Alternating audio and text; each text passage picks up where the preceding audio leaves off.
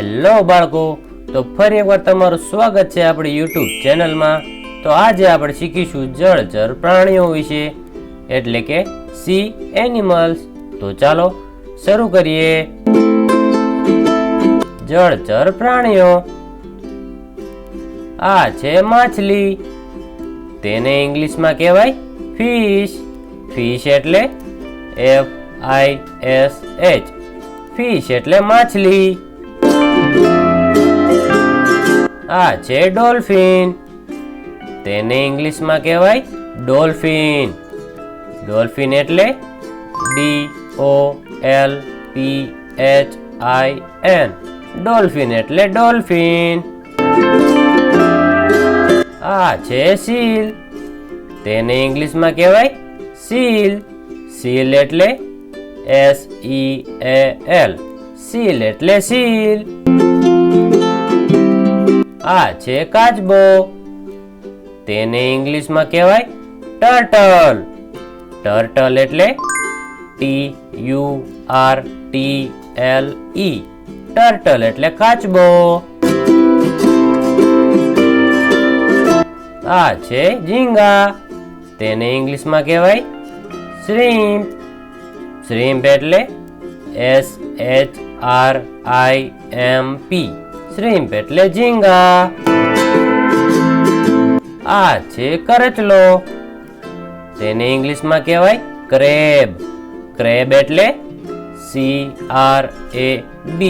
Crab એટલે કરચલો. આ છે મગર, તેને ઇંગ્લિશમાં કહેવાય ક્રોકોડાઇલ. ક્રોકોડાઇલ એટલે CROCODILE.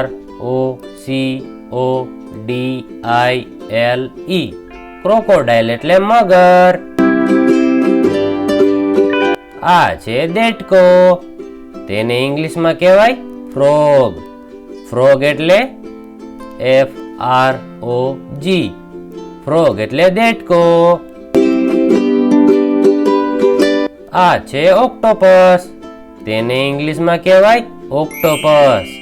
ઓક્ટોપસ એટલે OCTOPUS. ઓક્ટોપસ એટલે ઓક્ટોપસ.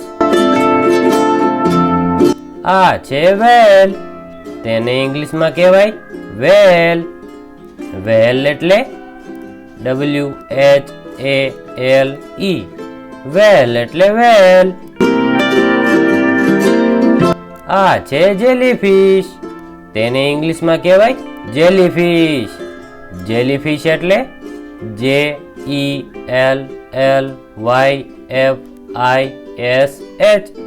જેલીફિશ એટલે જેલીફિશ.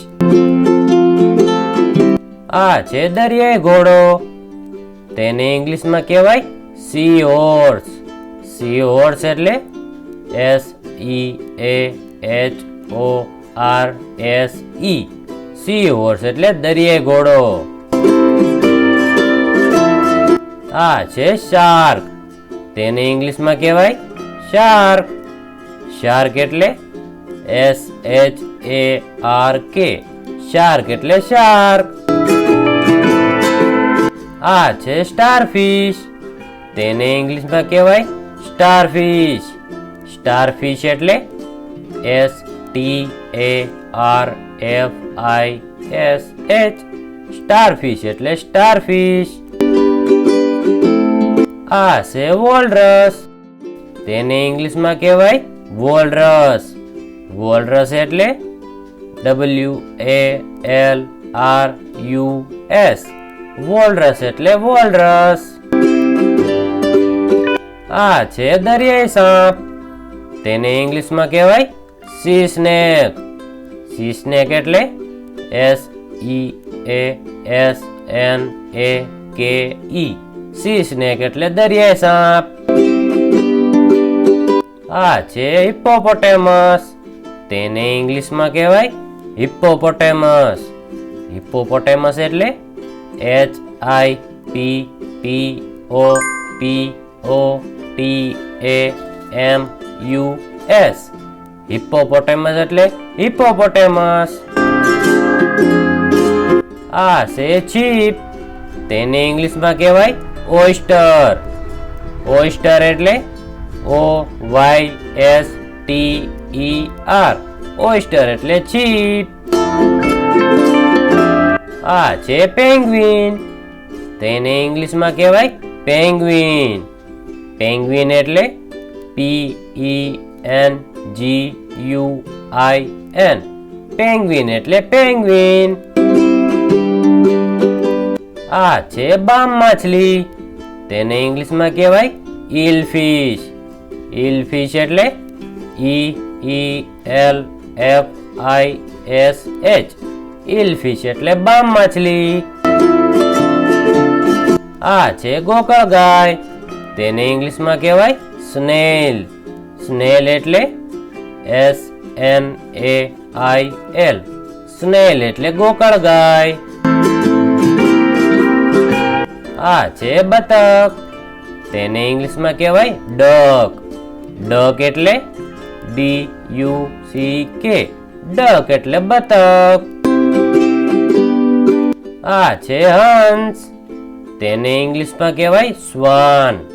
સ્વાન એટલે SWAN. સ્વાન એટલે હંસ. આ છે શંખ. તેને ઇંગ્લિશમાં કહેવાય શેલ. શેલ એટલે SHELL. શેલ એટલે શંખ.